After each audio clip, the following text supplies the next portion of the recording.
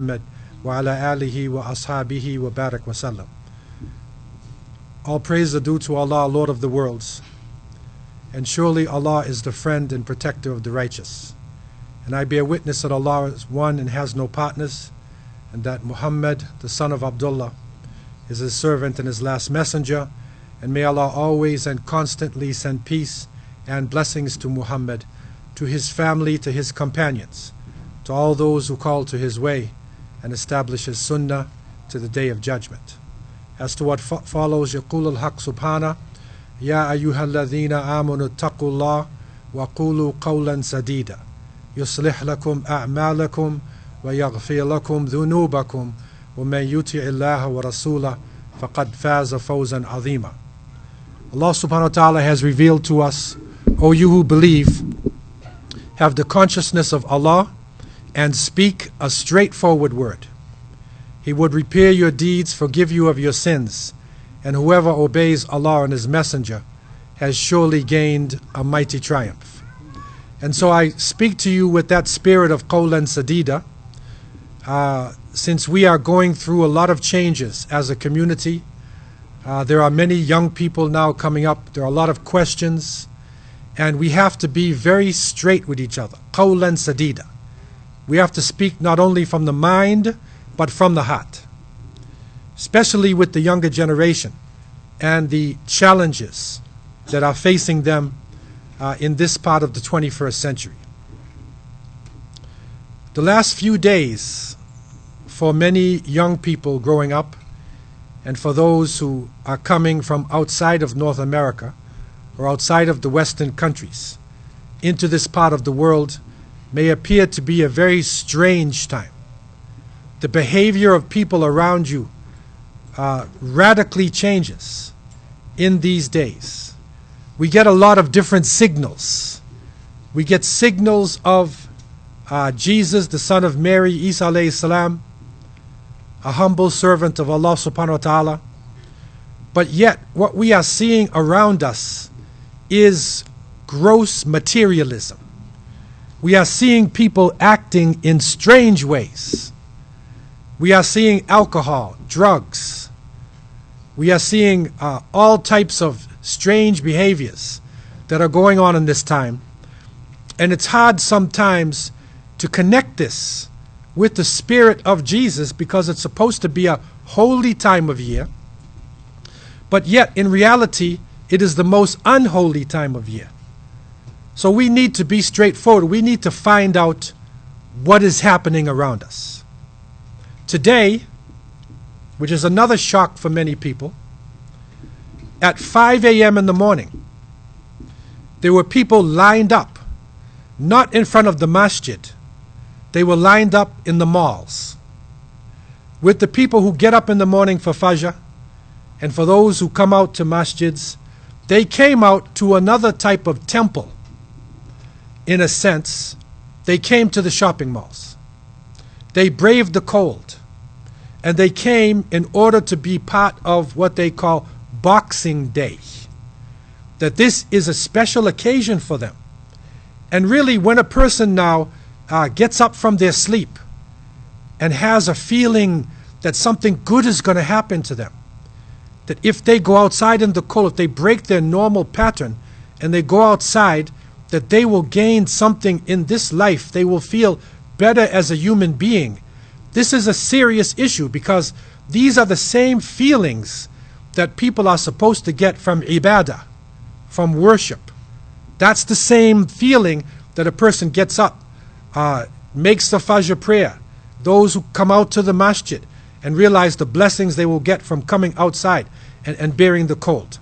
And so when we look at the situation, we have to sort of peel it apart, peel apart the names, try to understand what is the root of what is happening, and try to get an Islamic perspective out of what is going on, so that we as Muslims can have some sort of understanding about who we are during this season and who we are as Muslims in this country.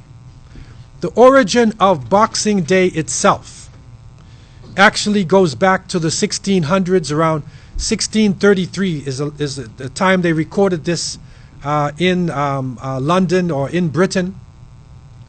And it was supposed to be a special occasion for those errand boys, servants who worked in the houses of the richer people, or the postman who delivers your mail. And so the day after Christmas, they would get a box. It's like a Christmas box. So they called it Boxing Day, or a day of goodwill. Later they said Goodwill Day, and they extended it to give to the poor.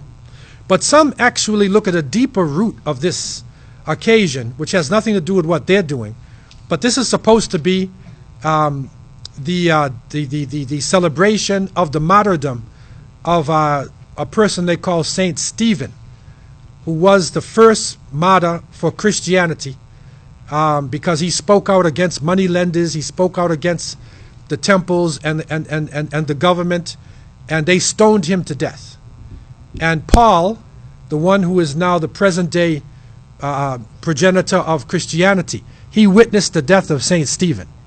They call Saint Stephen. But of course Stephen's gone now. We're dealing with Boxing Day, and we're dealing with the box.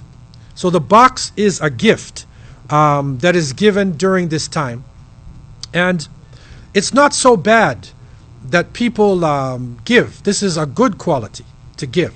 But the problem is the desire amongst people for the material things, that they will get up in the morning, they will sacrifice, they will go into debt, and you say, why is it that so many people go? And the present day statistic is that 40% of Canadians, 40% will go to the shopping malls. They have gone today. 40% of the population. Why? If you ask somebody, why are you here? What is the benefit? And they will tell you, because I got something cheaper. It is material things. And Allah subhanahu wa ta'ala tells us, وَمَا الْحَيَاةِ الدُّنْيَا إِلَّا مَتَاعُ الْغُرُورِ, that the life of this world is nothing but material deception. It's ghurur, it's a deception, it's an illusion. You think that it's there, you think that you're getting something cheaper, and they lower the price percentage-wise, they still make money, and they charge you more for the other goods. So by the time you leave the mall, you have wasted your money, right? You have not really gained that much, but in your mind, you think you are better off in this life. وَمَا الْحَيَاةِ الدُّنْيَا إِلَّا مَتَاعُ الْغُرُورِ. The danger we are facing today is that the new society, in the new world order, our material things, the economy, is tied in with our religious beliefs. It's tied in with people's spirituality, because they're losing the belief in the church. They're losing the belief in organized religion. But the powers that are stronger than you, individuals who guide you, that you look towards, this is the time, this is what is leading to a very dangerous time for human beings. And I say that because, especially growing up, I grew up myself as a North American in this society, and I can remember as a young person this whole discussion around Santa Claus. Because when you speak about Christmas today, or this season, you don't think of Jesus. Most people think about Santa Claus. Okay, another individual is there. And those who have grown up in this, I remember hearing something when I was young, and it stuck inside of the back of my head, but I heard it now on the radio, on a main news station, 680 News. I'm trying to find out about the 401 highway, and suddenly it comes up, a song comes up, and they're speaking about Santa Claus, and they said, he knows when you are sleeping, he knows when you're awake. He knows if you are good or bad, so be good for goodness sake. Right? You heard this, right? Everybody heard this before? Now break it down what they just said to you.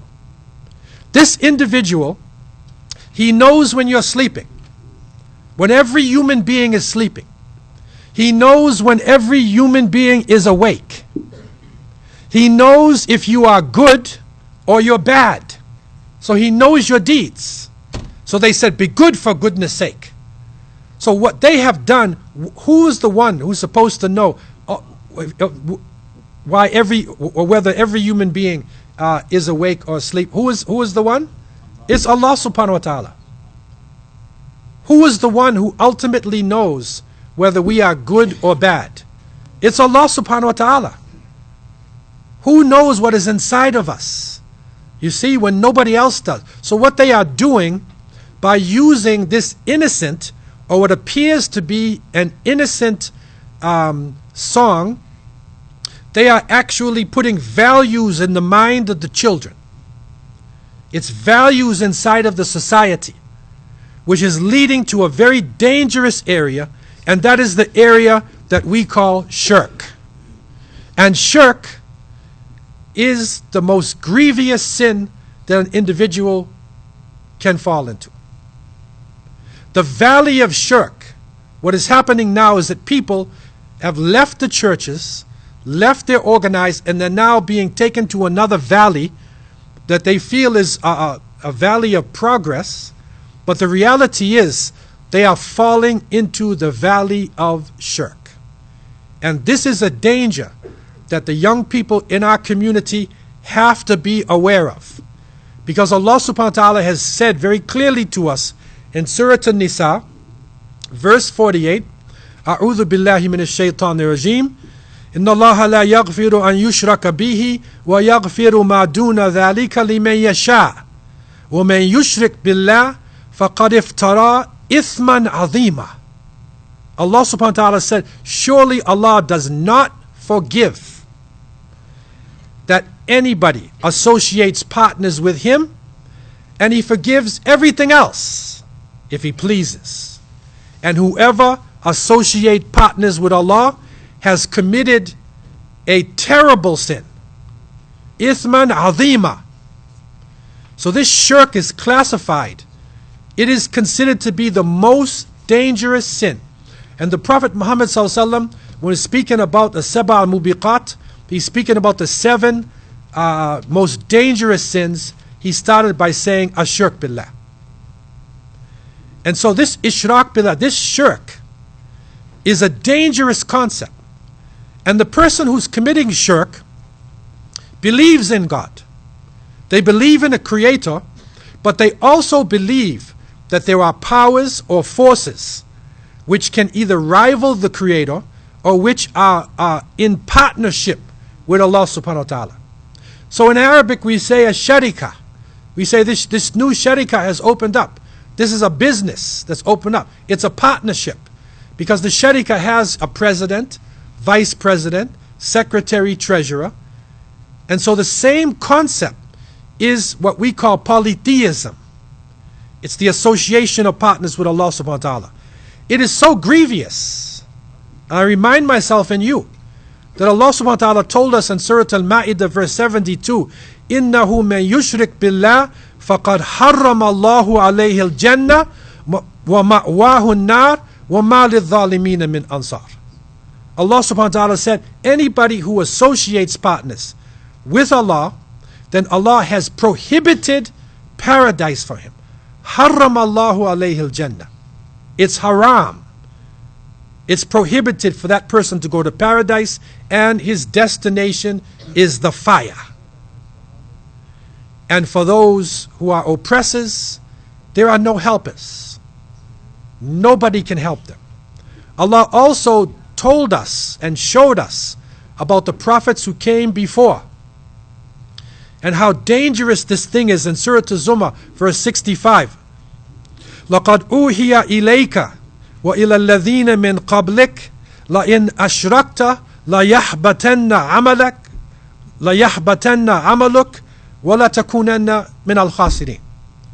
So Allah subhanahu wa ta'ala also has said, and certainly it has been revealed to you and to those who came before you, O Muhammad sallallahu alaihi wasallam. So all of the prophets, this was revealed to. That if a person associates partners with Allah, then all of their deeds will be for naught. They will be in vain, batil. They will lose it. All of their deeds. and they will be min al-khasirin.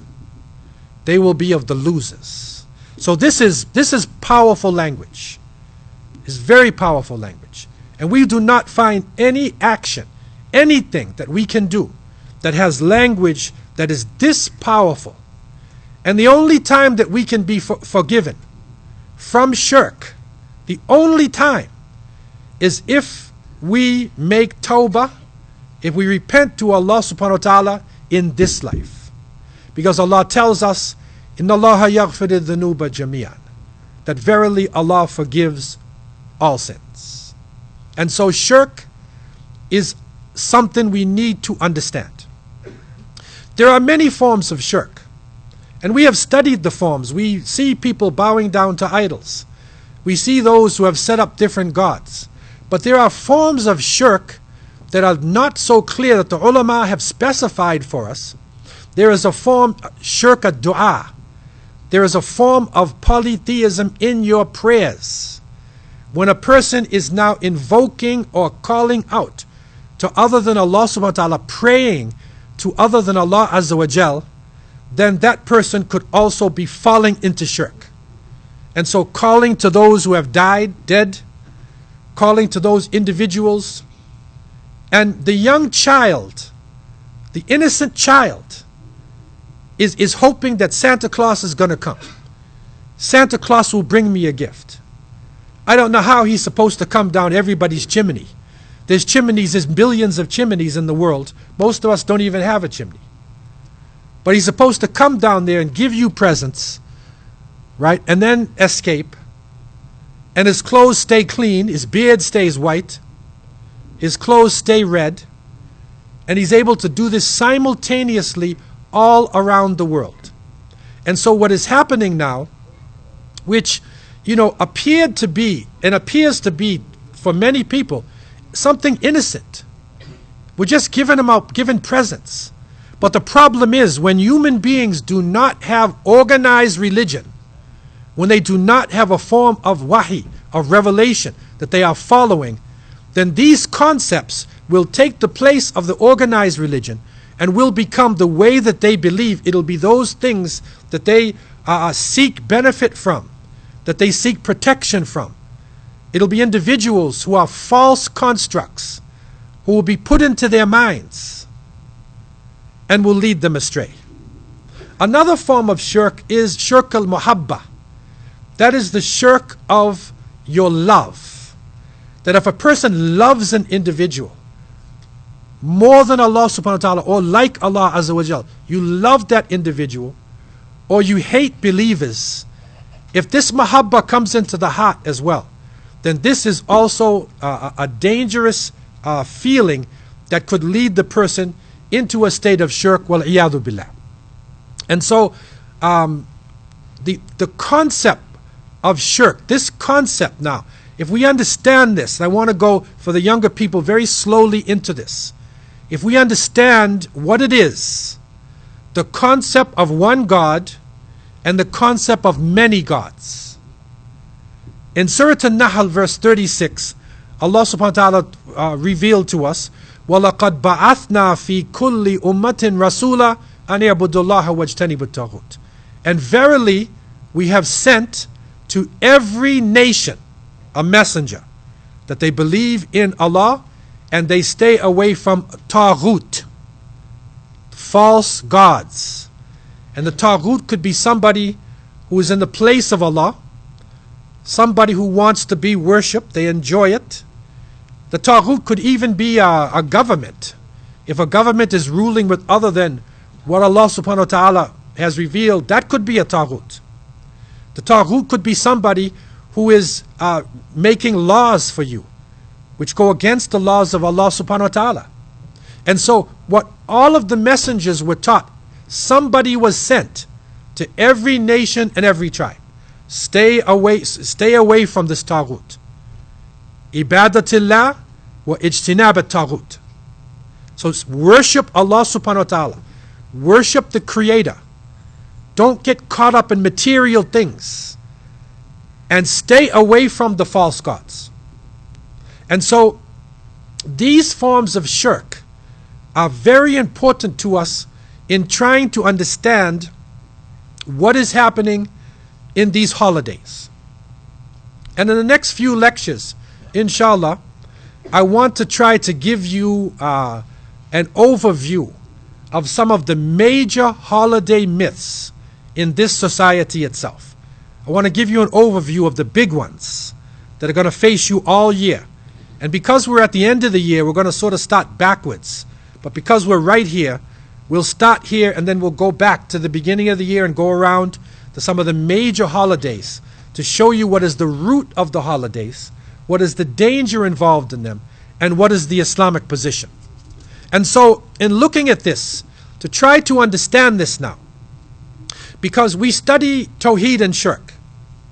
Now, we can study it as an intellectual way, to just say one God and three gods or many gods. But if we study it in a practical way, we can see how it manifests itself in the culture of human beings. And this is important because it will manifest itself. And the danger is, it is manifesting itself in Muslim culture. So this is not only non-Muslim culture, but it manifests itself also in Muslim culture. And this is how we go off the path.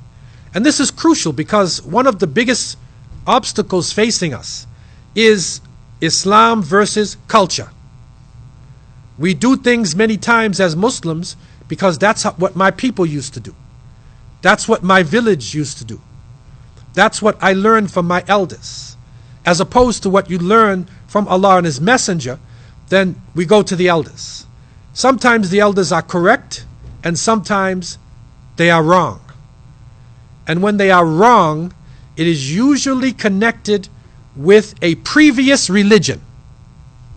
A previous religion that they believed in, or the people within their society believed in. And this impacted the way they came into Islam. So this is important for us, not only to understand what is happening outside with the non-Muslims, but it will also help us in trying to understand why Muslims do certain things within our own cultures. In the ancient world, people who did not follow revelation had to believe in some force. Every human being believes in some power. There's some sort of power. I remember seeing followers of Marx and Lenin. These are communists, Ishtirakiyya, Shuyu'i. And I saw there were people from China. They were followers of Mao Zedong, and they had Mao's red book, and they visited the grave of Karl Marx, which is in UK, in Britain, and they were sitting in front of the grave of Karl Marx, reading the red book in front of the grave. And it looked just like somebody who's praying to a God, and then they would say, I have no religion. But he has principles he lives by, right? He has his saint, the one that he's following, Karl Marx, right? And he believes that something that they call dialectical materialism, which is the power of the universe, somehow will defeat the rich people and the poor people will come. There was a revolutionary in America in the 60s, and when he was in prison, they said, what is happening with you? You know, what keeps you going? And he said, the spirit of the people is greater than the man's technology. Now, what is the spirit of the people? You see, so everybody has to have something. Everybody has to have something. In the ancient world, they would connect themselves with the movement of the stars and the heavens, what goes on in the heavens. Right? So they would watch the zodiac, they would watch the movement of the stars that are around them, and they would base their religion upon this movement. So the movement of the stars, you'll see that's the basis of their religious beliefs. Other groups connected themselves with the changes of the seasons. The changes of the seasons. And so when the season changed and the growth of food, your food is either growing, being ripe, or it is dying. So they would base their religion on this change. And here in Canada, in the northern countries, we have probably one of the most dramatic forms of changes that you will see in the world. Because in our spring season, everything turns green. The weather gets nice and temperate. Things start growing up in front of you, right? You see life, right? And then the summer comes, and the plants now get ripened. And so by the fall season, now you have all your ripe plants, right? And everything starts turning orange. It starts turning red. See how the seasons go? And it's ripe. You're enjoying yourself. You see, Thanksgiving, right? So you're enjoying yourself. Now it starts getting cold out. And everything starts dying in front of you. Your plants are dying. Your animals are getting sick. The birds that used to chirp in your trees, they're gone south. They're not like us, right? They went south to the Bahamas or to Florida. And we had to stay here in the cold. So your birds are gone, man. So the season now changed. So what people used to do is that they would base their religious beliefs upon the changes of the season. And you will literally see their gods and their religious actions based upon these changes. Another group connected themselves with the mysteries of sex and reproduction. So fertility, having children, babies coming up. And now you will see it. Easter, right? Easter occasion. What do you think of when you think of Easter? Young people, if I say Easter to you, what do you think of? Anybody? Don't be a good little Muslim, tell me the truth. Bunny rabbits. See what he said? Easter eggs. What does that have to do with Jesus? Think about this. Easter is supposed to be the death and resurrection of Jesus. But the average person is thinking about an egg, right? That's fertility, life, new life, right? They're thinking about rabbits. And amongst the mammals, the rabbits have babies faster than any other mammal. Okay, so this is fertility, you see? So the religious practices were based upon this. So if you want to trace shirk in the cultures of these different nations, if you look into their belief in the stars, their belief in the seasons, your belief in sexuality and reproduction, then you will see how their shirk plays itself out. The biggest form of shirk, of course, is with sun worship. And the sun, of course, being the major creation in the universe, giving life. And if there's too much sun, turning everything into a desert, taking life. So many people thought that this is the life giver. This is the creator because it's the most powerful. And so they base their religions upon the sun god. The sun god becomes the main party within their group of so-called gods. In this case, what we are in now, we are in what is called the winter solstice. December 21st, that has just gone by, right, earlier this week, December 21st had the shortest days of the year. It's the shortest days. Look at the darkness, right? We're going into Isha, Maghrib. Look at the difference that it was in Ramadan, right? Remember when Maghrib was in Ramadan, in the summer? And now you see, so that's the switch. So this is what is called solstice. It's right in the middle. Okay, so it's on the winter solstice that a number of events would happen. Because why? Because this is the time when it's cold, there's no sun, or very little sun. People get sick, they die. And from this time, the days start getting longer. The sun starts getting stronger and stronger and stronger. So this is a battle that is going on. Okay? It's really a natural cycle that Allah subhanahu wa ta'ala has created. But human beings looked at it as a battle going on between the sun god and other gods. That's how this shirk came about. And this has impacted Muslims as well, by the way. Because within our cultures, we also have some strange concepts. Very strange concepts. And so, this concept now was manifested the Germans had what is called the Feast of the 12 Nights. And this feast went on from December 25th until January 6th. Right? It's a 12-night feast. It's a special time where they would sacrifice and they would feast in order to try to bring the sun god back. They would burn different trees and make fires and calling on the sun god to come back. The Greeks had a ceremony that was called Bacchanalia for their so-called god Bacchus, who is the god of wine and sport. Now, look at the god Bacchus now. Okay? This so-called god, he's a heavy-set man, right, with a beard. And he's laughing all the time. Sounds familiar? He's laughing all the time. But what's different now, he's drinking wine.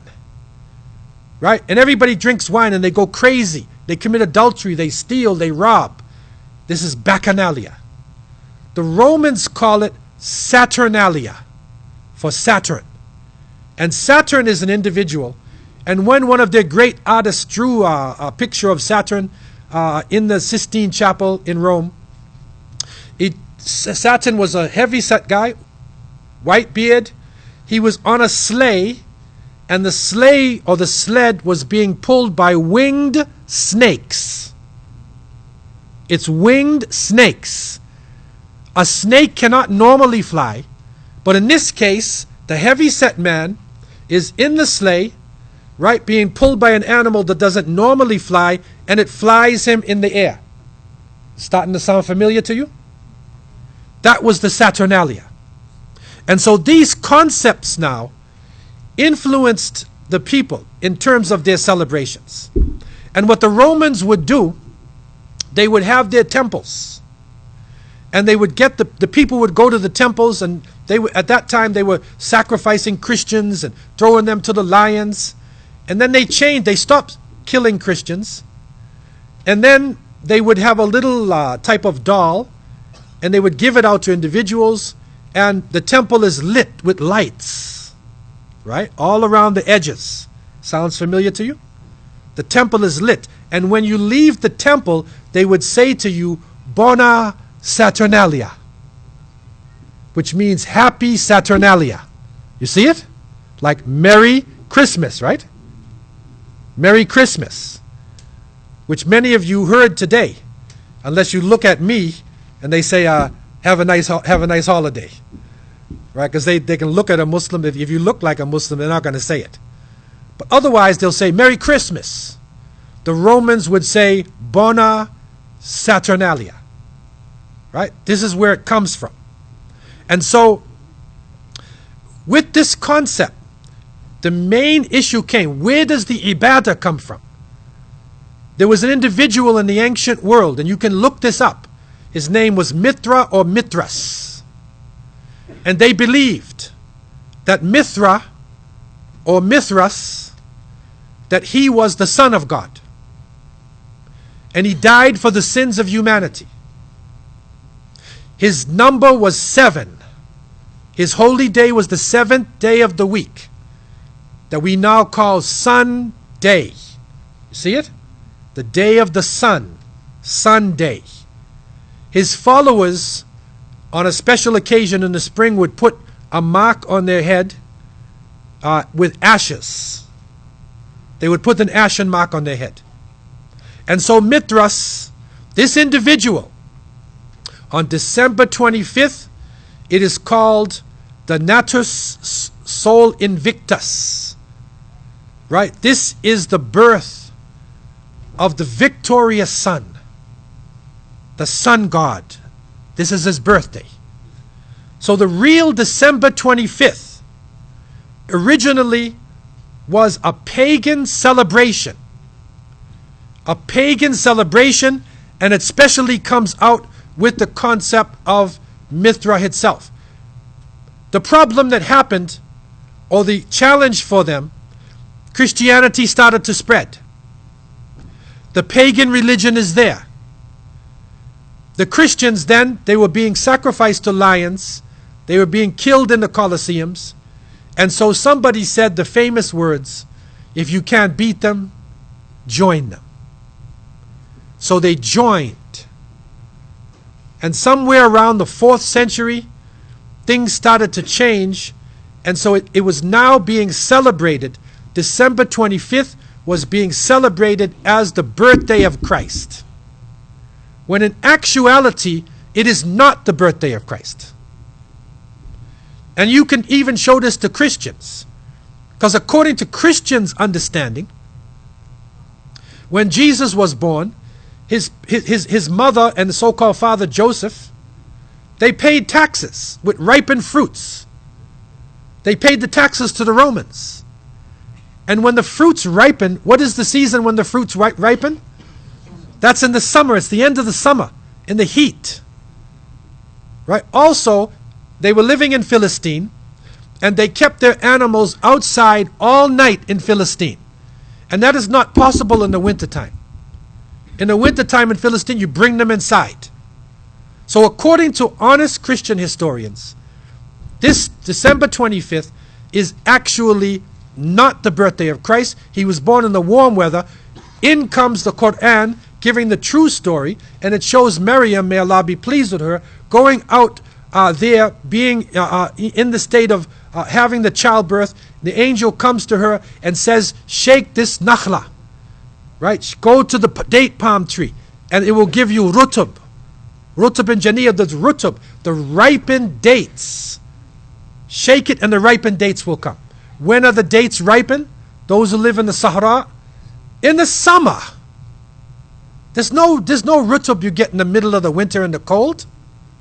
So therefore, according to everybody's sources, Isa alayhi salam was born in the warm weather, not in the winter weather. So the first point that we have to say, to understand, and even teach our Christian friends, is that you're making a mistake. This is not the birthday of Christ. Then they say, well, what's going on here now? Who is your man? Santa Claus. Who is Santa Claus? Saint Nicholas. The ones who have a deeper Christian faith, they go back into Europe, and it's Saint Nicholas. And according to history, and you can now Google everything, the Google Wikipedia, Shaikh, Google, you can Google it. According to now history, which is available to everybody, Saint Nicholas was actually born in Turkey, what is now Turkey. And he was a very thin, not big, he was a thin Christian bishop, and he used to help the children, and he used to help people pay their debts and whatnot. And even one time there was these girls who wanted to get married, and the girls couldn't get married. They needed to have certain gold coins, right, in order to get married, because unfortunately they had to pay some dowry too, right? Not like us. Man pays a dowry. So the girls, they were crying now. They needed to get married, and they hung their stockings by their window, and St. Nicholas would go to the houses and he would put gold in the stockings, right? You know what the people do now in some cases? They hang stockings, man. That's what they're doing, right? So this is where the tradition comes from. But St. Nicholas, he lived his life. He used to fast, and he was a very austere, stern bishop, of Christianity. His image was changed to the heavy-set guy who loves a party, right? Who was that person? You remember? Bacchus, Saturn. That is the individual whose face has now been imposed upon this ceremony, upon this so-called season. And so this is not the season of prayer and fasting and Isa alayhi salam. It is the season of materialism, of drunken, riotous, adultery and fornication. That's what the season is. And remember the Feast of the 12 Nights. It goes from now all the way into New Year's. And you're going to see what happens on New Year's in our next discussion, insha'Allah. Right? So it moves around. So the shirk that they have, you can trace the shirk. This is the modern day manifestation of shirk in the culture of the society. And if it was only just a story, it would be nothing. But because people are leaving their belief in God, then these traditions are now becoming their religion. It has literally become a religion. And now we can understand more why people get up on Boxing Day at 5 a.m. and go to the mall and stand in line, right, as though they are coming to pray to Allah subhanahu wa ta'ala. They go to the mall like Hujjaj who are going to Mecca. Right? So it is a new type of expression which has come over the people. And what do they do on Christmas? What is one of the things they do? They put a tree inside their house. And they used to have a fireplace, and Santa Claus was supposed to get down in the fire and come in your house. But now they just have a tree. And the tree is a symbol to them. This symbol is based upon nature. Now you remember the beliefs in some of the people, it is based upon natural things, right? The growth of plants. When you look outside and you see most of the plants have died, the only plants that are still alive, it's evergreen. So there are plants that are outside that are still green. So the people in ancient times would ask, why is this plant green? If it is green and everything has died, then there's life in the tree. There's life in the tree. And so if the tree has got power of life, let me put it inside of my house, so I will have life in my house.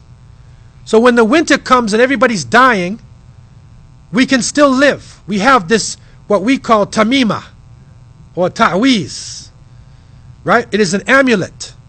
And also the mistletoe, they hang over there, the mistletoe and holly. These are like amulets. And we found out about how dangerous it is. And the Prophet ﷺ would tear the amulets off his companions. And Muslims right now have got amulets. Many of your families may hang amulets. But the Prophet ﷺ said, "Man ta'allaqa tamima wukila ilayh." That whoever hangs this amulet, that becomes your protector. And what can the bag do? Or what can a piece of leather do that is hung around your neck? Can it protect you? No. Can it bring you benefit? No. But the Christmas tree is there. But the brother came said to me and he said, "No, Brother Abdullah, this is Canada. I want a tree, but instead of a Christmas tree, I'll put a date palm tree in my house." Like Saudi Arabian symbol. I'll put date palms. You are forgetting what happened even in the time of the Prophet ﷺ.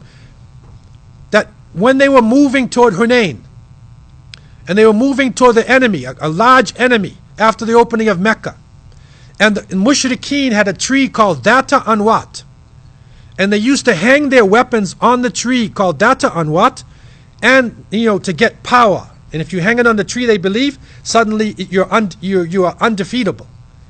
And so they said to the Prophet ﷺ in words, "Ij'al lana Data Anwat, kama lahum Data Anwat." Make one for us. And the Prophet ﷺ got angry and he said, "You are an ignorant people. You are following the ways of those who came before you." And so even Muslims, it has happened to Muslims and still trying to be happening to Muslims. Unfortunately, one of our Muslim countries, I was traveling a few years ago, and then we stopped and they said, this Muslim country, I'm not naming names, they said they have the biggest Christmas tree in the world. In a so-called Muslim country. This is an achievement, right? That is a modern day form of shirk. And in the same way the Prophet ﷺ said, you will follow the ways of the people who came before you, inch by inch and foot by foot. Even if they crawl into a lizard's hole, you will crawl inside there with them. And so Sadaqa Rasulullah alayhi salatu wasalam, it came to pass. The Christians in Europe, they recognize there's something wrong. There's something wrong. Because Santa Claus in Germany was not Saint Nicholas from Turkey, from Constantinople. Santa Claus for them was the evil god of the north. For them there was an individual called Nicker or Nick, the old Saint Nick, He was a demon. Well, iyadhu billah. And he lived in the north, and he dressed in red. He had a white beard, and the Germans used to frighten their children and say, if you go outside in the dark, Nick is going to get you. They would terrorize their children with this. So that individual in the north, look at the combination now. The individual in the north, flying in the sled, instead of having snakes, he's got reindeers now. Right? Flying around, supposedly giving everybody things on this time. But what happens to the people? Instead of worshiping the Creator, instead they are falling into materialism. There is more alcohol being drunk around this time. There are more accidents on the road. Watch yourself in the next week on the road. People are insane, especially around the malls. Right? There is more adultery happening around this time. And so this is not the result of the worship of the Creator. It is the result of worshiping and following the evil one from the north. In conclusion, very interesting tradition of the Prophet ﷺ that we should think about. And this is sort of a theme we want to end all of our talks with, to think about very seriously. And this is on the authority of Anas ibn Malik radiallahu an, who said that the Prophet ﷺ said, "Thalathun muhlikat wa thalathun munjiyat." There are three things which will destroy you, and there are three things that will save you. Thalathun muhlikat, shuhun muta' wa hawan muttaba' wa i'jab al-mar'i bi nafsi. Wa thalathun munjiyat, khashyatullah fi sirri wal alaniya, wal qastu fil faqa wal ghina, wal adlu fil ghadab wal rida. This hadith is authentic tradition. The Prophet ﷺ said there are three things which cause destruction, and there are three things which lead to salvation. Okay? The three things which cause destruction is miserliness when it is obeyed. Your greed, right? Miserliness, stingy, don't want to give. Right? When that is obeyed, destruction. Hawan, whatever, passion, your hawa, when it is followed.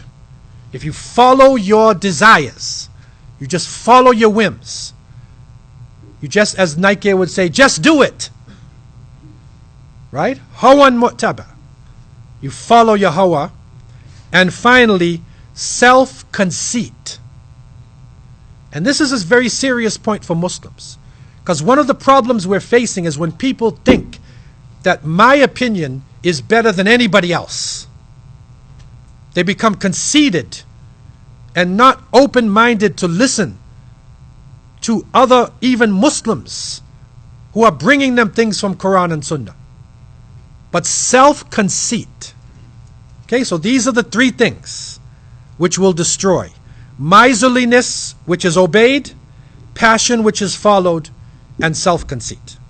But there are three things which lead to salvation. The fear of Allah in secret and in the open. Right? Fear Allah in the secret, when you're by yourself, or when you're in public. Most of us, when we're in public, we can fear Allah.